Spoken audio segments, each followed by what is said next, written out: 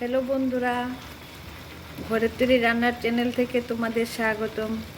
আজকে আমি রান্না করব কচুর শাক। তোমরা রান্নাটা দেখতে থাকো।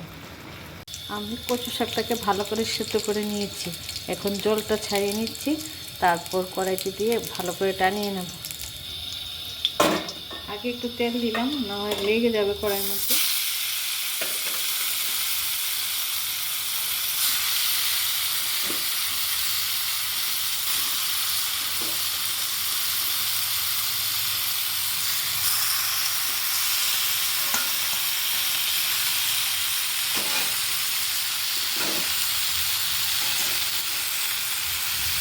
আমি এটা ভালো করে টানাতে অনেক টাইম নেই, তোমরা রান্নাটা দেখতে থাকো।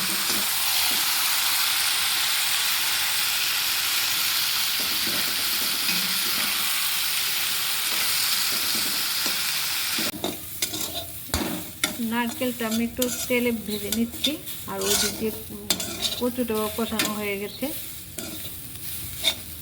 সিমের ভিতরে সিদ্ধ করে নিচ্ছি। কড়াইতে আমি এবার তেল দিয়ে দিয়েছি, তেজপাতা শুকনো লঙ্কা দিয়েছি। ওই কচুর শাকটাকে ভালো করে কষিয়ে নিলাম। সিমের বিচি, নারকেল, তারপরে জিরা, ধনে, মরিচ বাটা, হলুদ গুঁড়ো সব দিয়ে আমি এটাকে কষিয়ে নিয়েছি। এখন আমি সোমবারটা দিচ্ছি, 5 ফোড়ন দেবো সোমবারে।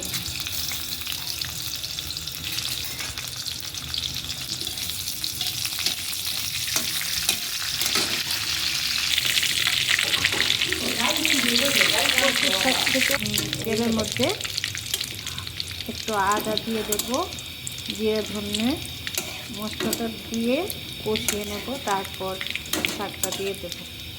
কচু শাক খেতে হেভি লাগে, তোমাদের ভালো লাগে?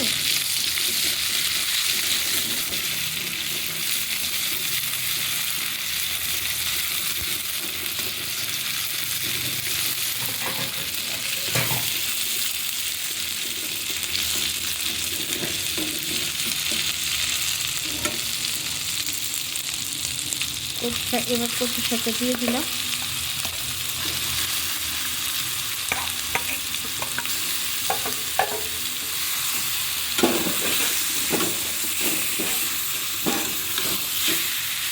বন্ধুরা, তোমাদের খেতে ইচ্ছে করছে?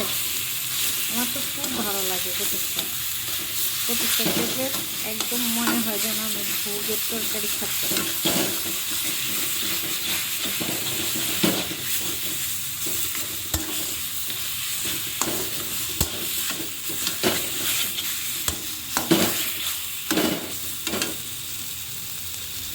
একটু চিনি দিয়ে দিলাম, কচু শাক একটু মিষ্টি মিষ্টি ভালো লাগে। দিয়ে দিচ্ছি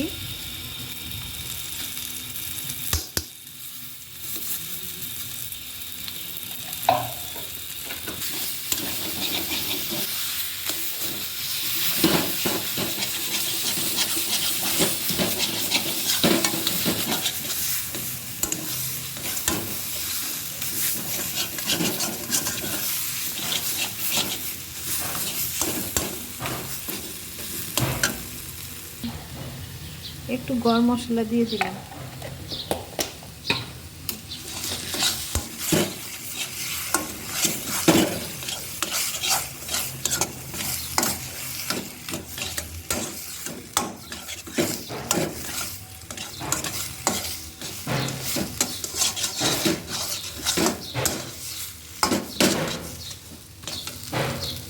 ভালো করে টানিয়ে নিয়েছি।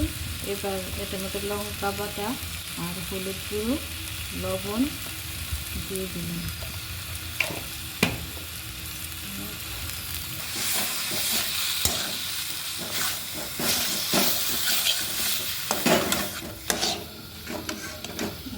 নারকেল, লঙ্কা বাটা, হলুদ বাটা, তারপর আর একটু টানিয়ে নিচ্ছি।